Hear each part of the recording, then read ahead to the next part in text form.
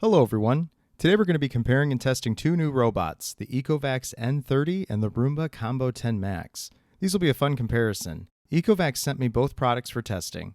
They're confident in their new N30 robot, and we'll see how it holds its own against Roomba's brand new top-of-the-line Combo 10 Max.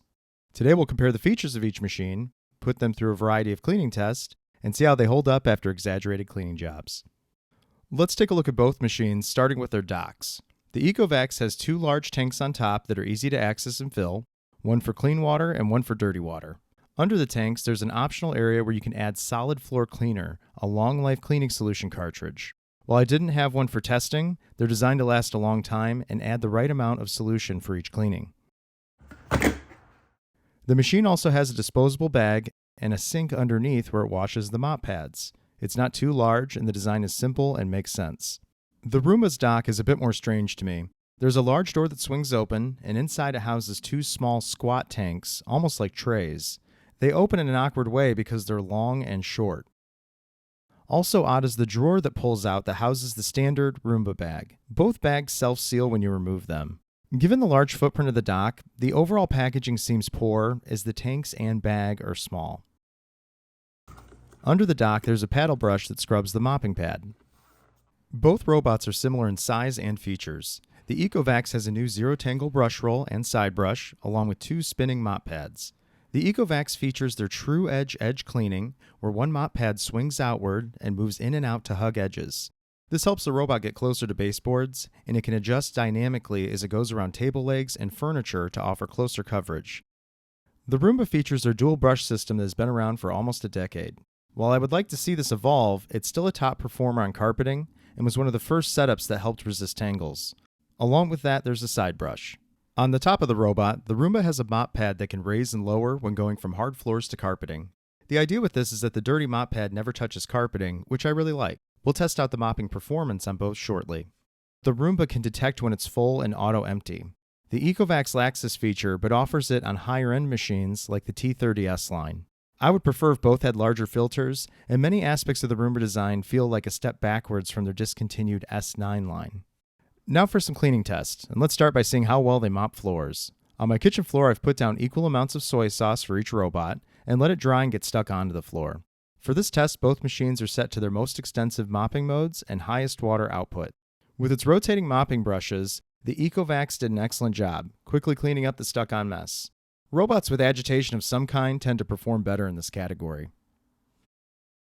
The Roomba's setup is unique, but overall worse. One feature I really like is the drop-down mop, which completely lifts it out of the way when going onto carpeting. But it doesn't have any real scrubbing. It instead moves back and forth and wipes the floor.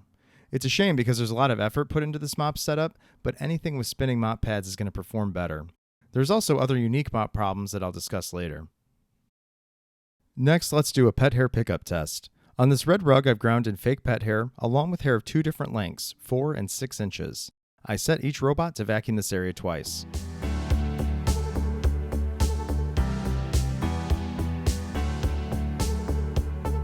Ecovacs has greatly improved their tangle-free abilities with their latest robots, as well as overall pickup. The new zero-tangle brush roll feeds hair towards the center, and specially angled combs remove the hair from the brush roll. The Ecovacs did a great job. It left very little behind, and all but a strand of hair was left on the brush roll.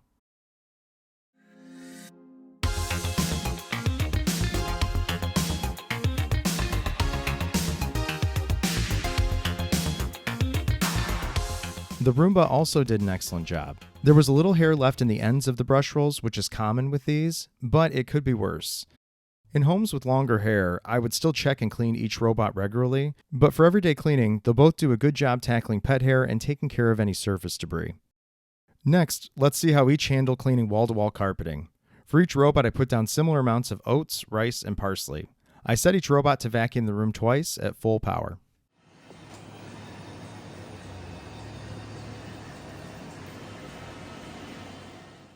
Carpet cleaning is where Roombas excel. The Combo 10 Max has good navigation and it's thorough. It gauges the size of the room by first going back and forth to fill out the area, then goes back and edge cleans the room. The nav itself is good, but showing its age, as it frequently slams into things as it goes back and forth. The edge cleaning on the Combo 10 Max could also be tighter, as it occasionally takes wide turns, causing it to miss some more complex areas.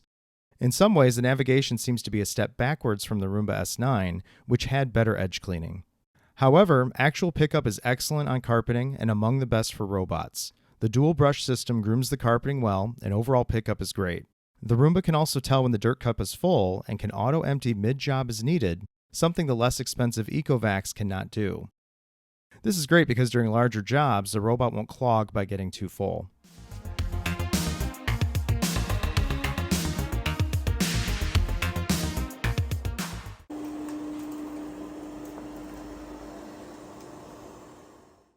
The Ecovacs navigation is very good, and overall slightly better than the Roombas. Using LiDAR and cameras, the Ecovacs will first border the room, then vacuum the center of the room in nice straight lines. Like the Roomba, the edge cleaning could be tighter, as it also occasionally takes wide turns and misses more complex areas along the border of the room. To my surprise, the pickup is also excellent. The updated Zero Tangle brush roll has surprisingly good pickup, and the result is very similar to the Roombas. The Ecovacs is also more thorough, and you can set it to make lots of overlapping passes. I had to manually empty the robot mid-job due to the size of the mess, but it finished up and the overall result was excellent.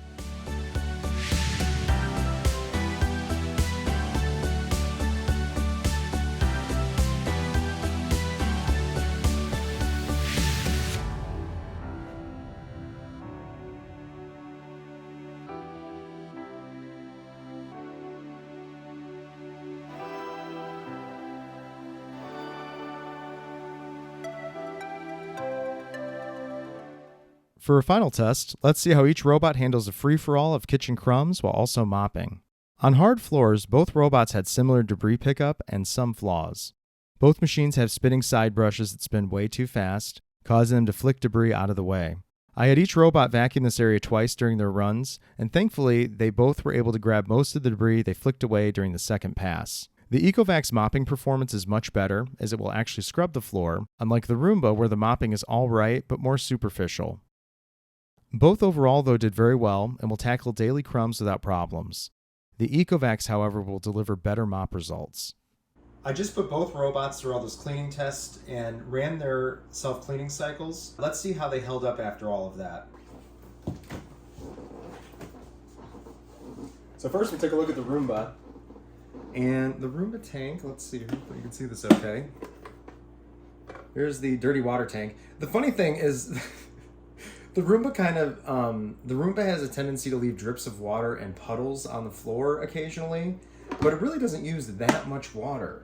Not that much at all. Put that away, that tank smells terrible. So the mop pad, it is dirty, but not too bad, and it's removable and washable. But one thing you'll notice, they claim that it has a dry cycle of some kind, but there's a bunch of water on this. And to be honest, this was over 24 hours after running the cleaning cycle. So with the Roomba, you're gonna wanna remove and clean these regularly and then let them air dry and then put them back on. Disappointing. Again, a lot of things about this product feel like it's from 2021 rather than, it just feels like it's 3 or 4 years behind, both in the way it mops and the inadequacies of the self-cleaning dock. Now let's take a look at the Ecovacs. So it uses way more water, so I've run this more, but this is almost full. The water is filthy, all that soy sauce water. There we go. But it's a nice large tank, easy to get to, and fairly easy to open and close. And then let's take a look at the robot itself. The mop pads still have some soy sauce residue on them, but one thing I'll give them, they're dry. They're clean and dry. After all those cleaning tests, I would take this and wipe this off. There's some residue on the wheels here. And these are removable. Same on the Roomba too, you can take these and wash them. So after really bad jobs, I would manually wash these and put them back on. Just as important as their ability to wash their mop pads, which both of them just did an average job on, at least the Ecovacs dried them, thank goodness.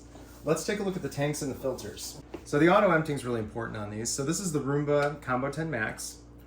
Now I should go get it and show you, but on the S9, there's less like little things in the dirt cup, fins and stuff where things can get trapped. And there's some stuff stuck in there, but it's not too bad. And the screen in the dirt cup is pretty clean. That's good. That's really important on these. Let's take a look at the filter. Filter's pretty dirty, but we'll go ahead and tap this off in a second and see how it looks compared to the Ecovacs. And then here's the Ecovacs cup, and then the way this opens up, this lifts like so. And then there's the filter. The filter's actually not too bad. And there's a little bit left over around the seal here on the dirt cup, but that did a pretty good job auto-emptying, so that's great. Let's do a filter tap test and see which one cleaned their filters better. They've been through very similar cleaning tests at this point. Well, I'm gonna give them credit where credit is due. So that seemed to do an excellent job cleaning the filter. That's great. Well, that's great. Good job, Roomba. Fantastic.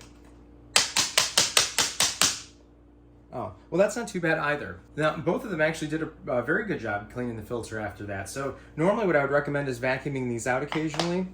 And I have run this before where this had crud built up in there. But that's not bad at all, and I didn't vacuum it off. Well, to be honest, both of them did a great job, I guess, cleaning the filters. I'm genuinely surprised. So the Roomba does a good job cleaning this little filter. I wish that this was a larger filter so it didn't plug up so fast in use, but the auto-emptying seems to work pretty well on both. So that's great. Put this back together, and then this little fin comes out, so you can't put this back in without the filter installed. With that, I just tapped that off, and then this filter, it tucks underneath two little tabs here and then closes up. That's the only way to get inside the bin on this, and on this one, everything's washable. You just let it dry 100% before you put it back together. Pretty easy to take care of. So not too bad. I do wish the Roomba Combo 10 Max had a real dry cycle. The app mentions mop pad drying, but that's been a long time. You know, I did these tests a while ago, over a day ago, and it's wet and the pad needs to be cleaned. Otherwise it'll start to get smelly and mildewy and stuff like that. So you got to take care of it. So there you have it. Both robots have their benefits and drawbacks and offer different value propositions. It's pretty surprising because I expected the Roomba to be a far better carpet cleaner, but the Ecovacs N30 is surprisingly capable at less than half the price. Both machines do a good job on carpeting, but the Ecovacs is far better at mopping thanks to its spinning mop pads. I also find the Ecovacs has a better charging dock with actual mop drying, as well as a better and easier tank setup. Navigation between both is similar, with missed spots along the edge of complicated areas, but the Ecovacs is definitely gentler and doesn't bump into things as much. Pickup of debris on hard floors is similar, but the Ecovacs is a far better mop with actual scrubbing mop pads. The mopping is an area where the Roomba feels like a missed opportunity. The rising arm is a great idea, but the actual mopping is poorly executed, with weak mopping performance and a tendency to leave drips of water and occasionally small puddles around on the floor. The execution of the mopping is sloppy. I don't think the Roomba is worth $1,400. It's better suited at half that price. At around $600, the Ecovacs N30 might be the best value combination robot currently available, as it offers a lot of premium features normally reserved for much higher-end models, and its overall cleaning performance is excellent. I always enjoy reading your comments. If you have any questions, feel free to ask, and please consider liking the video or subscribing to help the channel grow. Thank you for watching, and have a great day.